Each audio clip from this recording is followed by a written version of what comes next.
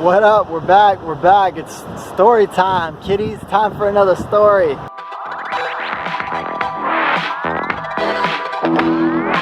We're back for another travel story with Sean Stone. We're coming to you again from the coast of Ecuador, and hopefully the audio is going to be okay. The wind is kicking, so you'll have to forgive me for that, but hopefully you can hear me. So this one is basically going to be a continuation from the last one. I want to tell this story. When I was in Europe and I first landed, that was, if you missed that one, the last episode, I talked about when I first landed, first time backpacking on my own, other side of the world. You know, I kind of just go over what I was going through at that time. But what happened is, after I was in London for a few days, had a good time there, I decided I wanted to go to Belgium, you know, to Brussels. That was my next stop. So I thought it was a bright idea to freaking leave on Sunday night, take a train and go to Brussels. And this was like 17 years ago. You know, there was no Facebook. You know, there's nothing like that. I mean, there was internet. I did actually have a phone, I believe, still with internet on it, but it was a little bit different back then. I showed up, I took the train, you know, from London to Brussels. I got there Sunday night in Brussels at like 12:30 at night, right? I get off the train and there's no one around, dude. Like, it was like, I mean, there was no one around. It was a ghost town. I don't know. I don't even know if I didn't even have a fucking hostel or a hotel or nothing prepared, okay? I showed up at fucking 12:30 at night on a Sunday night, no reservations. No reservations anywhere. Like, what the fuck are you thinking, bro? You know, I think I did research and had like a couple possible hostels in mind, you know? But dude, I didn't know shit. Like, what are you doing, bro? 12:30 on a Sunday night, you know, showing up in Brussels, you know, 17 years ago, whatever. And I get off the train, nobody's around. It's fucking, you know, it's dark. And I walk out of the train station, like the little train, you know, it wasn't even like a train station, it was just a train stop basically with, you know, it was all covered and stuff, you know, it's kind of like a little building, whatever. I walk out of there, there's nobody around, there's no taxis, no nothing. I tried to talk to one or two people, they didn't speak any English at all. And then there was no one around, and I'm like, what am I doing, dude? What in the hell am I doing right now, you know? And I just, you know, after the thing that had happened in London where I was just like, just go with the flow, go with your instincts, whatever, you know? And so I did, and that my instinct told me to just go to Brussels, fucking, you know, whatever. So I got there at night, I walk out, and I tried to talk to two people, couldn't talk to them. I saw this one guy sitting on his car, and he was just kind of sitting there with his hands folded across, you know, leaning up against his car. And he kind of looked like he had like an Arab descent, you know?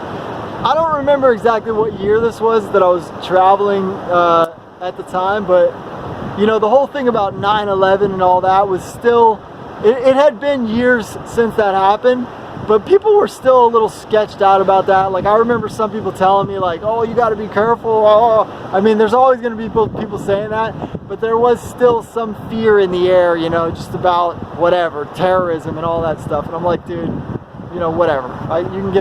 You can get hit by a car in your backyard, dude, really. So I see this dude, and I kind of like walk towards him, you know, and I'm like, you know, you speak English? He's like, no. He's like, no. And I'm like, well, I start signaling, you know, where can I sleep? So I actually don't think I did even have a hostel, because I remember asking him, like, I need hotel, like, you know, like looking like I didn't know. So he's like looking around kind of, and he just has like this sketchy thing where he's kind of like looking around and kind of acting uncomfortable. I didn't realize he was just uncomfortable because he couldn't speak English, so he didn't know how to communicate. But he realized that I was trying to say like I need a hotel. So then he tells me, come with me. So I go in this guy's car, and you have to use your instinct. I used my instinct. My instinct told me he was cool. So I went in the car with this guy. We start driving around Belgium, around Brussels, you know, 1 in the morning. You know, he pulls up next to a hotel, and I'm like, what's this guy doing? And then he runs in, and I realize he's looking at the hotel for me. And I'm like, oh my God, I felt so bad. Like, the guy was doing this for me. runs in the hotel, comes back, tells me how much it is. I'm like, no, too much, man, too much. I need less. So, so you know, and we're all like just doing sign language basically, because he doesn't speak English. I don't speak French. He was an Arab guy, but he spoke French too. There's a lot of Arabs in Brussels, at least when I was there, and they speak French and Arab, and some speak English too. But so he's driving around. We go to like 3-4 hotels. Each one, it's too much money, man. And I'm like, no, dude, like, no, too much, you know.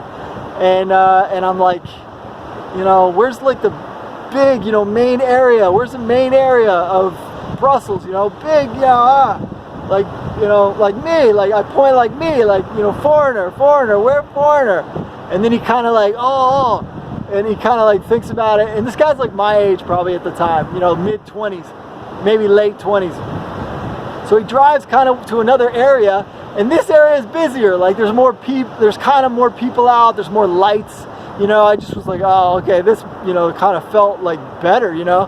And I actually we did see a couple girls, like these girls, blonde hair, whatever, that were walking, and I'm like pointing to, you know, go up to them. So he goes up to them. I'm like, do you speak English? They're like, yes. I'm like, do you know where there's a hostel I could stay at? And they're like, oh, we're staying at a place, but it's full, you know, we don't really know. And I'm like, oh shit, you know.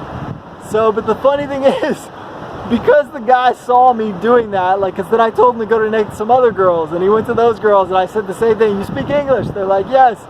Talk to them, they're like, no, we don't know, our place is full, we don't really know, you know, because there just wasn't as many options then. So like, the funny thing is, this guy doesn't speak English, but he starts pulling up next to girls and rolling his window down and being like, do you speak English? Like, he starts doing it, and they're responding, and it's so funny. And then he points at me, and then I start talking to them, whatever. And no, and so now he's getting frustrated, dude. I've been with this guy for like almost an hour now, and it's like 1:30 in the morning, and it's Sunday night, and this guy's getting frustrated. I can tell, and I feel bad, but I'm like, I don't know what to do, bro. Like, there's nowhere, you know, for me to go. There was like even, you know, like the places that he had stopped at were like 3 times what I wanted to spend. And I was on a tight budget at the time, and I'm just like, fuck, dude. So he's like, goes down this one street, and he's like driving really slow. And I'm like, what's this guy doing? Like, he's creeping, you know, just driving like 4 miles an hour down this street. I'm like, what's this guy doing, man? And he's kind of just looking, kind of like annoyed, and I'm like, what is he doing, dude?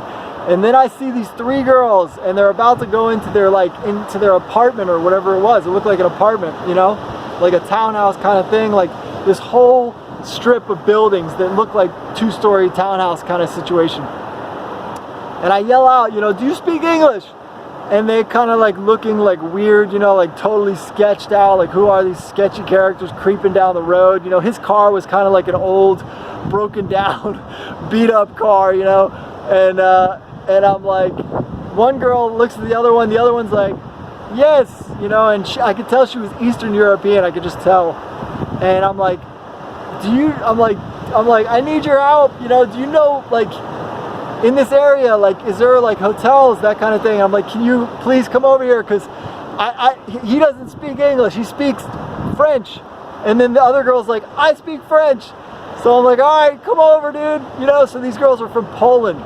So these 3 girls come over, and they're standing outside the car. We're in the car, and I'm talking to these girls, and so I'm like, I'm trying to figure out where I can stay, you know, but I need something cheap, you know, because these places are too expensive.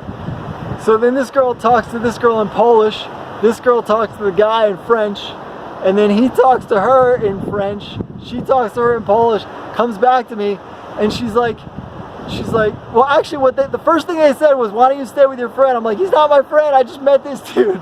He's been driving me around for an hour, and he's like getting frustrated, I could tell. So then we went back and forth, and then she comes back to me again, and she's like, do you know that he's been asking you for the past 30 minutes if you want to stay with him? And I'm like, no. And then like once they saw that I heard what he said, we all started laughing, you know, blah, blah, blah.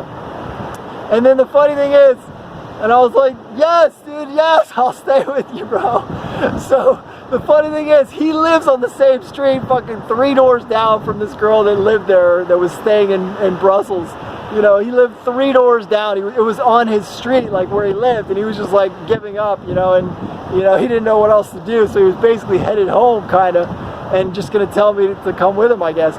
So like, I ended up staying with him and his wife, you know, the Arab, you know, she had like the whole wrap, like, I'm trying to remember if her face was covered too, I can't remember, but I stayed with them for 3 days, and it was a great experience, man. Like, it was a good experience, you know. I got like such a, like, it was such a random, you know, random experience, dude. Like, I mean, I went to Brussels, Belgium. I had no idea what to expect. I didn't even know what language they spoke there. I didn't know anything, dude. And like, next thing I know, I'm staying with an Arab family, basically, you know, for 3 days, and I get this Arab experience in Brussels, Belgium. It was so random, you know. And the funny thing is, like, the very next day, like, I had got the girl's her phone number, and so, because she was kind of cute, you know, we had a connection, and so I'm like, you know, and he was telling me, like, he stayed up with me that night, you know, and he's like, so are you gonna see that girl, you know, tomorrow? And I'm like, yeah, and he's like, oh, I want to go too, bro, I want to go. And I'm like, thinking, dude, you got your wife here, bro. He's like, no, it's okay. I'm like, oh my god, dude, scandalous, dude. So this guy went with me, man. He went with me, and I was like, met the Polish girl, and he was like hanging out with her friend, and I'm like, oh my god, dude, that's so scandalous. But it was like nothing. Like, it was not even a blink in the eye for that guy. And he was a nice guy, like, and they seemed to be a pretty happy couple, him and his wife. But I don't know, I guess that's just the way they roll, man. That's how it was. It was just like, it was fine, you know. It was like, I mean, I know that she wasn't happy about it. There's no way she was happy about it, but it was a cultural experience. I'll put it that way. The whole thing was a cultural experience. And the only reason that happened like that is because I went with the flow. You have to use your instinct. When you're traveling around the world, you gotta use your instinct, especially if you're planning on getting in a car with somebody you don't know. You gotta be very careful, especially if you're a female. Alright, there's no doubt it's more dangerous for you if you're a female. Even if you're 2 females, you know, if you get in a car with a couple guys, it's going to be more dangerous for you, you know. And I'm telling you that right now because I'm thinking about a story of 2 girls. This happened in Ecuador. These 2 girls hitchhiked, you know, out of Montanita, Ecuador. 21, 22-year-old Argentinian girls. They found them dead like 2-3 days later, you know, right out of Montanita, you know, right in this party town. Everybody's having a good time. People are taking drugs. It's crazy there. It's a fucking crack town, but it's cool. People are open-minded, and it's chill vibes. And it may even be more calm down than it was 6 years ago when I was there. I don't really know. But there's a lot of people there, dude. I'll tell you that right now. There's still a lot of people there. I was just there 6 months ago, and I was out at night, and it was packed. But so anyways, like, you got to be careful, you know. You got to be careful if you're going to jump into a car with somebody that you don't know. You really got to use your instinct, and you got to think twice about it. And if your instinct tells you no for any reason at all, or you get any kind of feeling like no, don't do it, dude. Don't do it, because you're going to regret it. You will regret it at some point, and that could be a really bad thing for you to regret something like that, because it may mean you're in the hospital or dead or who knows what. So that's my moral of the story on that one. The other moral of the story is, just go with the flow, man. Like, you can really have a good time if you do that, and don't be afraid to talk to people, you know. It's such an easy thing to ask people if they know of a good hotel to stay at, a good restaurant to stay at, you know. Like, it's such an easy way to start talking to people, you know.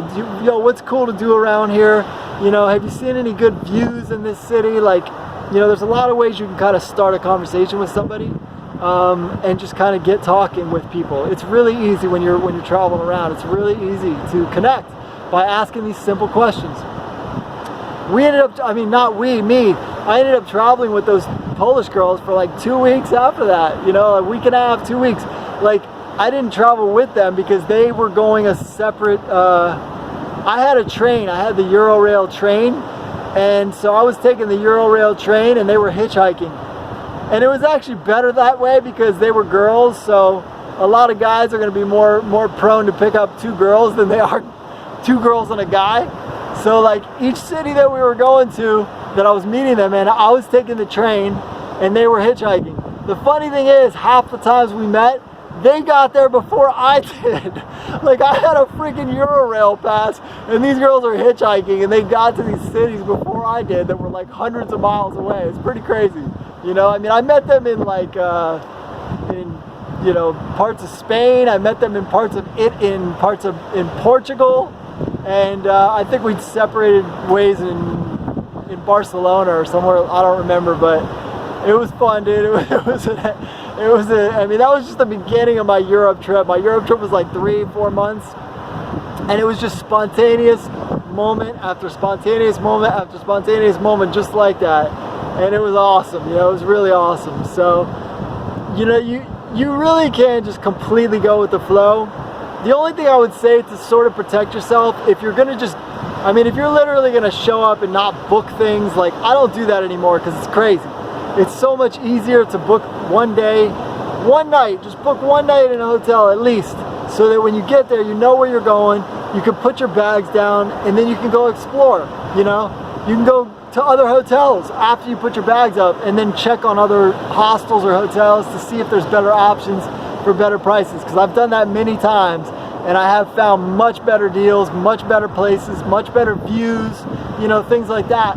And it's a lot easier to look around when your bags are not with you. A lot easier. I see people lugging bags around, and it's just like, you sucker, dude. What are you doing, man? Like, they're walking 7 blocks that way and then 10 blocks this way with all their bags, and it's just like, you see them sweating it out.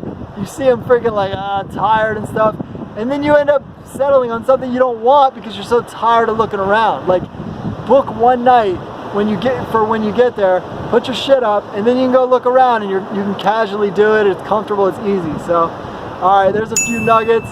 That's my one Belgium Brussels story. I'm sure there's other ones, but that's the main one I remember right now. Stay tuned, man. I'm gonna bring a couple stories from Thailand in the next couple episodes here.